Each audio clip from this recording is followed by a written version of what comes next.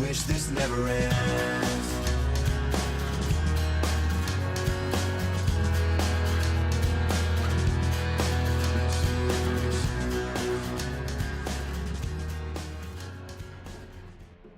Radiant team Everyone, and banned. welcome to Defense of the Australians Autumn 2014.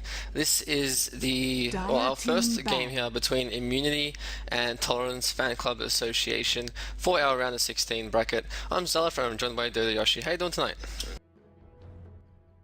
I am doing quite wonderful. It's great. This is my first game of Defense of the Australian Autumn Winter Tournament. I'm looking forward to it, especially seeing Team Immunity in action.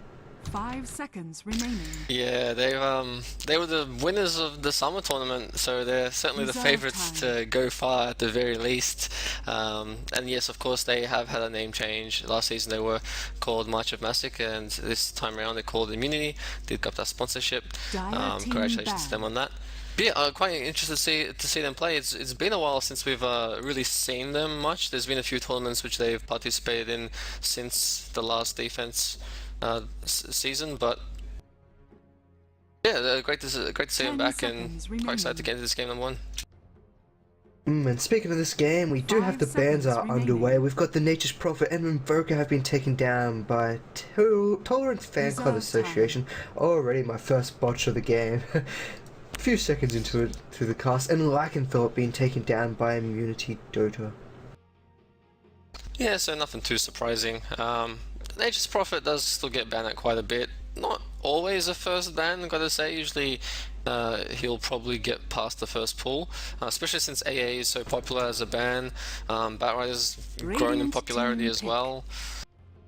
The Shadow Shaman's grown in popularity. We do see Tolerance Fan Club Association, they're going to pick up that Mirana. Nothing too out of the usual here so far.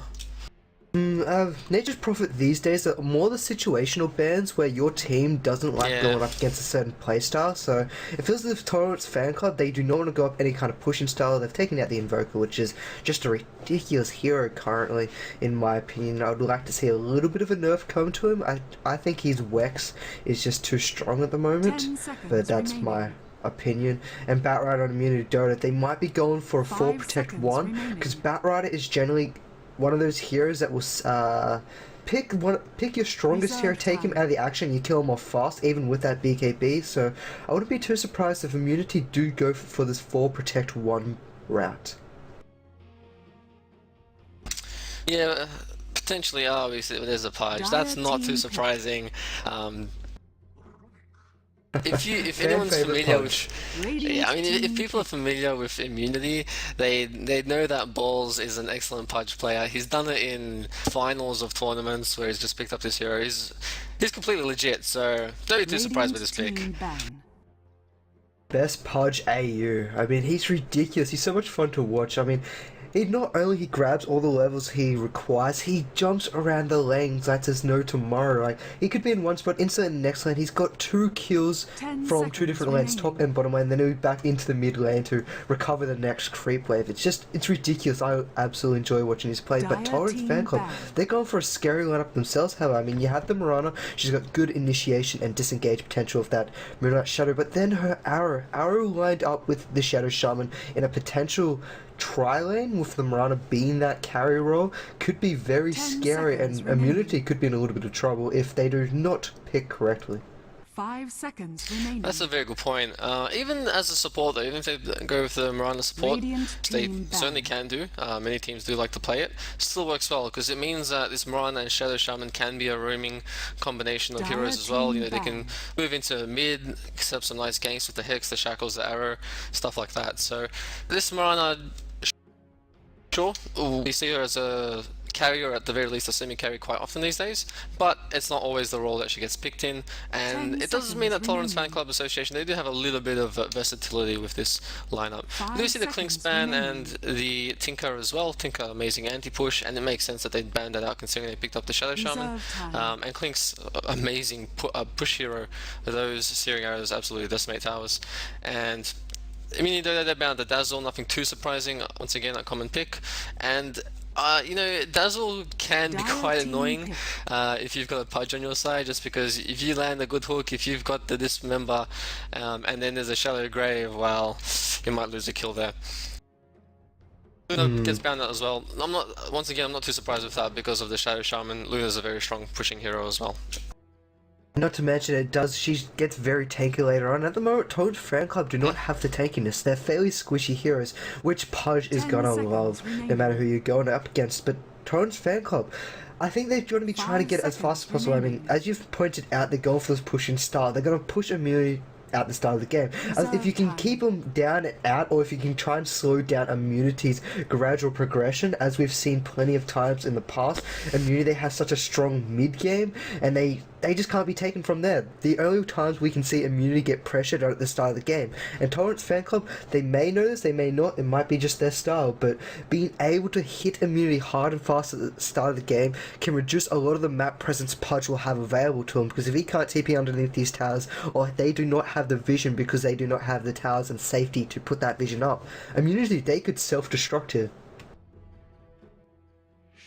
Yeah, I totally agree there. I'm quite curious to see what they pick up as their second their second support here from immunity.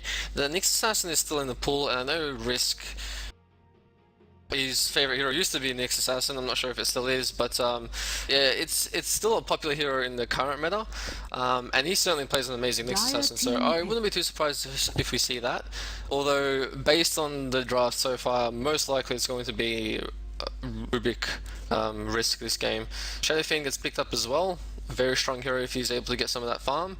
And you know, immunity, they're a high skilled team. You know, if these ganks aren't basically perfect from Tolan's Fan Club Association, Shadow Fiend's going to have a pretty easy time getting that early farm, and he's going to cause a lot of havoc in the mid game. But Tolan's Fan Club Association, they pick up the Disruptor. That's going to be the second support. That says that the Marauder is going to be their carry, and Disruptor also pretty. It gets picked up a lot more these days than he, once was, and very powerful with that Static Storm. And there's the Ancient Apparition as the second support for immunity.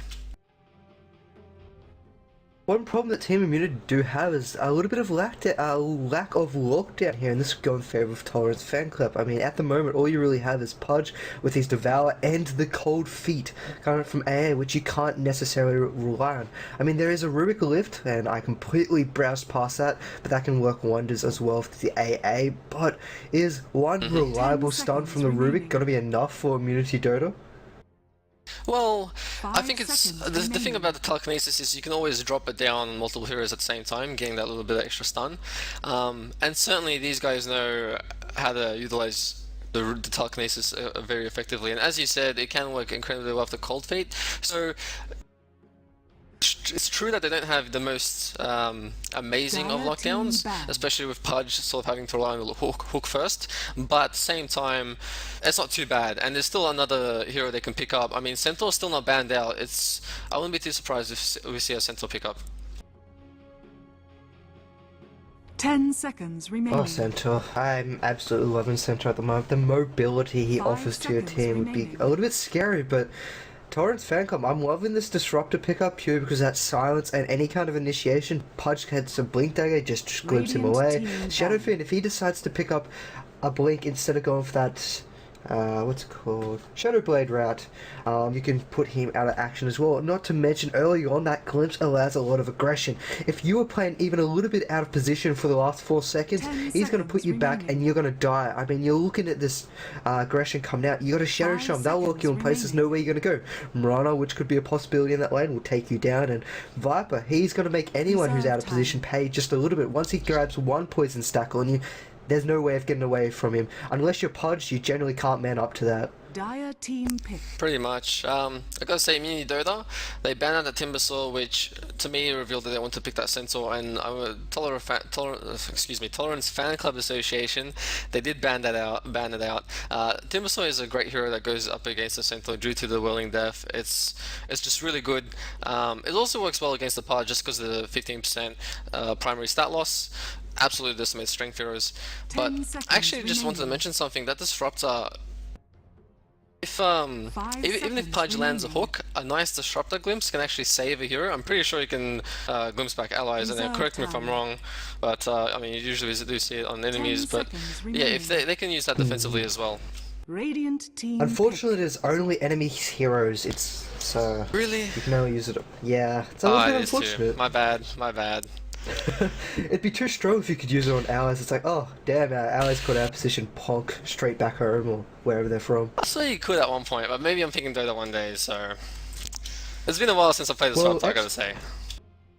X marks the spot has a similar effect you can use on allies, but that's probably as close That's as you true. get. So we do see a bounty hunter 5 pick up from seconds remaining. Team Immunity Dota. Bounty hunter's going to be fantastic in this kind of lineup because they're already looking at this Reserve time. roaming and ganking potential. You have a Pudge, bounty hunter on top of that. There's no way to escape a Pudge. If Pudge, which we all know, can land these hooks coming from balls, well, you're going to be dead. You're going to get that bonus gold, and there's just no way to get away. So it's going to be aggressive Dota against pushing Dota. Which Dota do you think will take it? It's going to be interesting. I think for Tolerance Fan Club Association, for them, it's going to rely heavily on their vision and how they ward the map. As you were saying, Immunity, they've got that Bounty Hunter, they've got that Pudge, who, of course they're going to roam. Even these supports, they're going to roam a lot. Tolerance Fan Club Association have to keep the wards up in constantly. If there's ever a moment where where they lack vision around the map, they're going to find themselves dead, basically. And that's where Immunity Dota is really going to shine. But as you said, Tolerance Fan Club Association, they do have quite a lot of pushing power. They don't have as much as I would have thought they would have picked up with the, continuing on with this lineup. The Shadow Shaman is great, but it sort of makes me question that Nature's Prophet ban first. Unless they decide to go the Shadow Shaman sort of, last minute-ish, or last second. Yeah, it just doesn't... Actually, with the Naga Siren pickup, it does give them a little bit of extra push. And get those early tower kills. They can certainly snowball out of control. But after a little bit of... push from Immunity if they do decide to rotate and help some of those lanes. And I think I really like this Naga Siren pickup. This just allows Mirana a lot more lockdown onto these heroes. A lot easier arrows coming her way. And and she's got her anti-push, she's got pushing potential. And not to mention that Song of the Siren to get any heroes caught out. Because I mean, if you take a full 5-man Ice Blast to the face from Ancient AA, you want to retreat. You do not want to fight into that because you're going to die. It's generally as simple as that. So, Naga Siren I quite like because it allows an aggressive lineup to be null. Because if they catch you out of position, you know, turn back, set up, and go for round 2.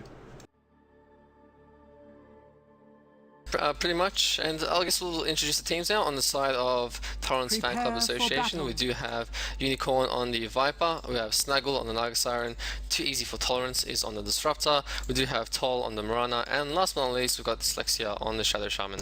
And over on Immunity Dota, you've got Rubik being played by Gerdok, followed by Bowls on the Pudge. AO will be picked up by Risk, followed by, in mid lane, will be Slicks on that Shadow Fiend. And finally, on bottom, will be Shaitan, will be picking up your Bounty Hunter. And it does seem like that Godo is actually going to be on the Rubik. I did say it was going to be Risk. That was before we knew the second support. But yeah, that's not too surprising either. Considering that Ancient Apparition is generally not your heaviest farmer, and 30 seconds. Godo is usually on the 4 position, usually picking up that Blink Dagger, as like for example on the Rubik as quick as possible. It's a little bit more farm intensive than the Ancient Apparition, who does benefit from items, but at the end of the day it's really his Ice Blast, and that's going to be doing damage. Man, this Pudge, where he boss just before, he's rotating up to top lane.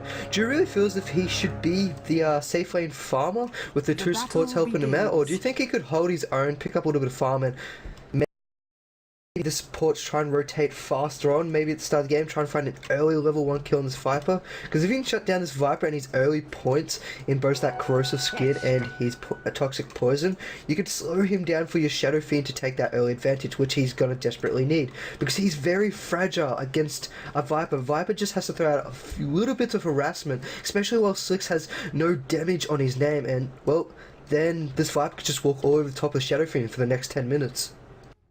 Yeah, something tells me that Risk and Godo here aren't going to babysit this Pudge too much. Maybe just for a little while, see if they can maybe get a nice easy kill on the Marana. And if they find that they're not really getting much, they'll probably just rotate, which is, you know, that's exactly what they should be doing. As you said, the Viper should, if he can put some harassment onto Slick,